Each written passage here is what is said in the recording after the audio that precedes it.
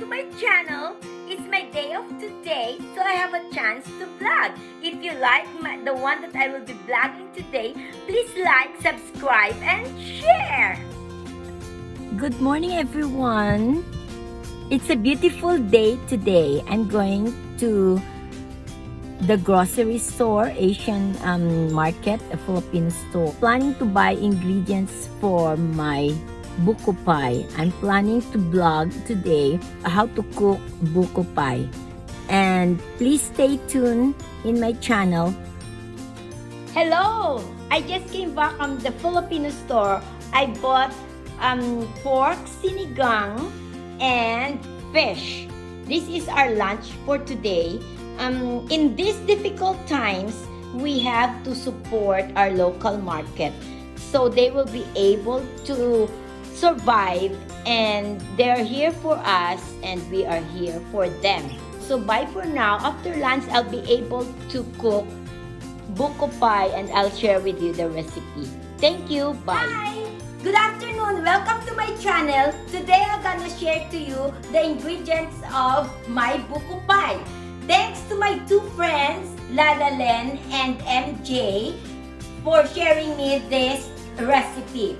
But this is my version. This suits my taste, and I made a little bit of twist. The ingredients are cream cheese, 2 cream cheese, and then I have this young coconut, and the stripped version, and the young coconut, the meat, and then this crescent dough, 2 of those, and then powdered sugar, vanilla, and 2 eggs. I forgot the egg, but I need to have 2 eggs. And then I'm gonna mix this ingredient.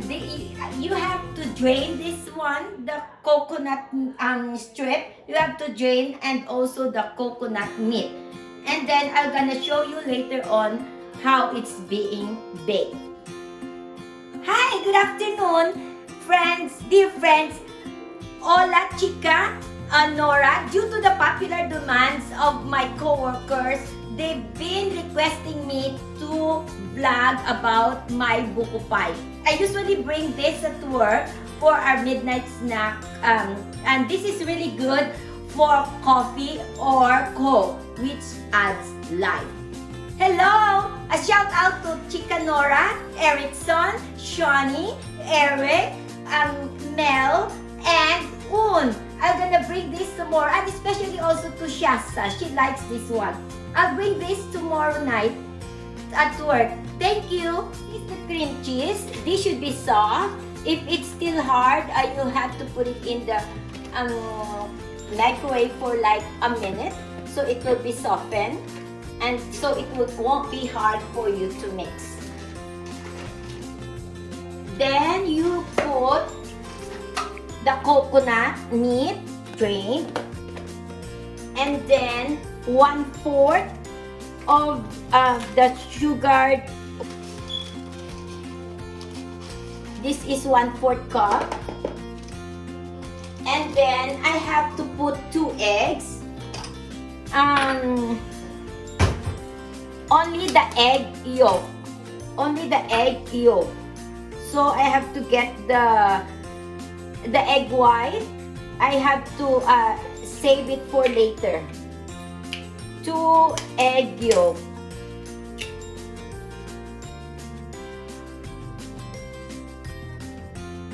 And then 1 teaspoon of vanilla.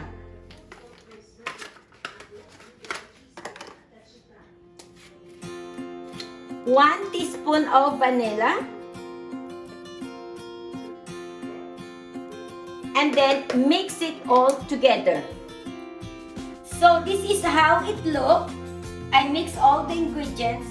You can either use your handheld machine, but mine is not working today, so I have to do the old-fashioned way. I have to mix it by hand, and it will be like this, the filling. And then now I have to do this one. You have to be, this is tricky. You need to be careful because it pops out, and you have to hit here and then it will pop. And then this would be the bottom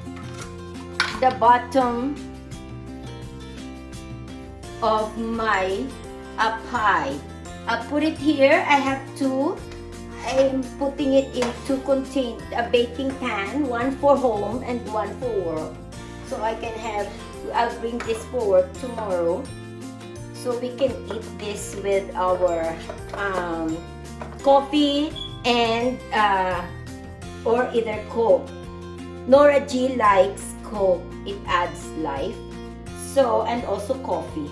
Okay, so you just have to trim it here like that.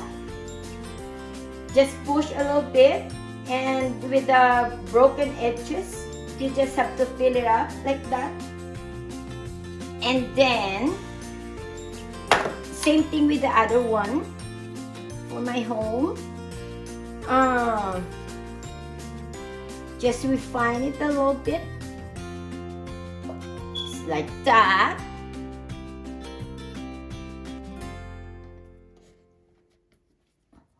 This will be the bottom of my pie, of my buko pie. And Janella, oh, I forgot Janella. She likes the hard crush. So, Janella, hope you'll be there tomorrow. We're gonna eat the buko pie again with our coffee. And I think that's it. And then now, I'm gonna divide my filling into two parts. Divide it into two parts and put it here. And put it there.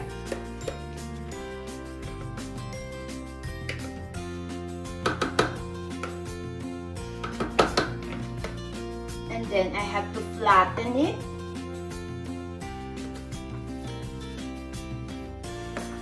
Flatten.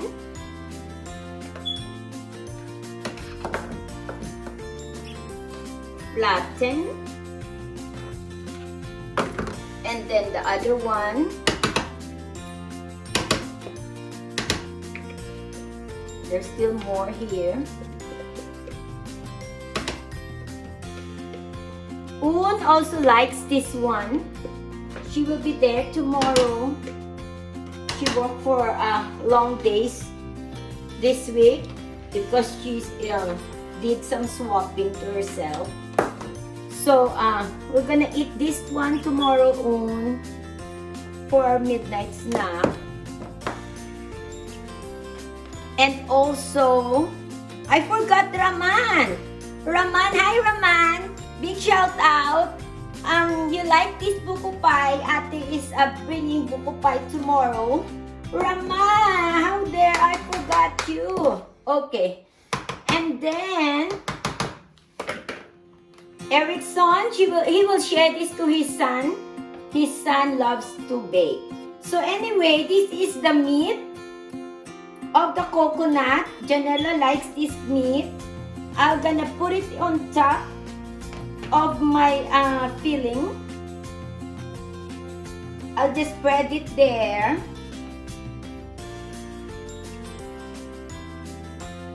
And we're almost ready to bake. I'll just put the topping later on and then brush it with the white part. This part of the egg. The white part, not the yolk, because the yolk we put inside. And then it's ready for baking. We're almost done. Okay. This meat of the coconut is very soft. Everybody likes this. The meat portion. Hi, Chica! Chica Nora! I'll see you tomorrow. Chula! Hola, Chula! Beautiful, hey, beautiful. That's what she said. Okay. And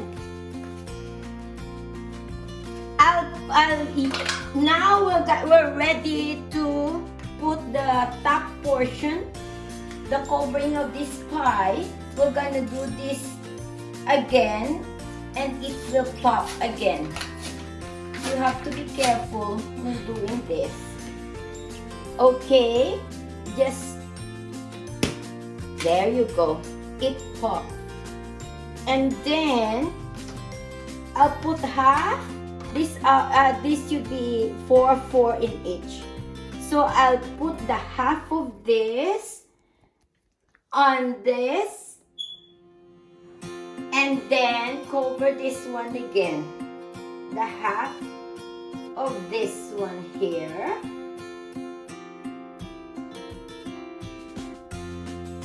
And then, like earlier, I have to make sure it's covered. So you can stretch it a little bit. Janella, hi Janella. She loves this crust. This is croissant crush. Croissant dough, and she loves this. She always say, I want the edges. Hi Janella, big shout out to you. Hello. So here you go. I have to put it right there, and then just close the edges here.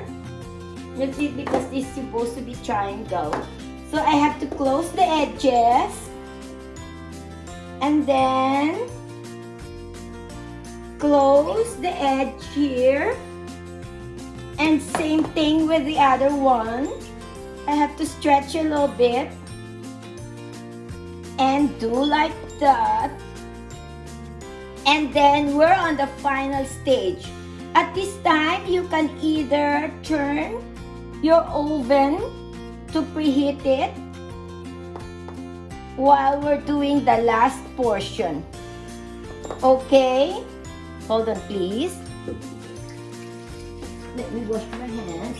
So now, I'm gonna set my 350, the oven. That's preheating. Now we can do the final part. This is the closing. This is the white of the egg. I'm gonna brush, and this is my brush. I'm gonna brush it here. So when it's cooked, it will be golden brown, and it adds beauty to the buko pie, and it will make it crunchy. Okay, and I'll see you in a bit. Thanks. So we're ready to bake. This is it, the final appearance of my buko pie. And then it should be 350, and it should be in 30 minutes. 30 minutes. Okay, we'll put it inside the oven, and I usually put it there at the bottom, and click start. Thank you. Jan! And let's see, it's now done. And this is the finished product of my buko pie. It's hot, and this is really good for coffee. We're gonna have our snack or merienda. It's almost 3 o'clock. Coffee and the freshly baked buko pie. The house smells like buko pie, freshly baked. We'll enjoy. As garnish, you can spread the powdered sugar on top just for the look. And my buko pie. Bon appetit. Hi, that's all for today. If you think you like my recipe, please like, share, and subscribe. Thanks for sharing. Bye.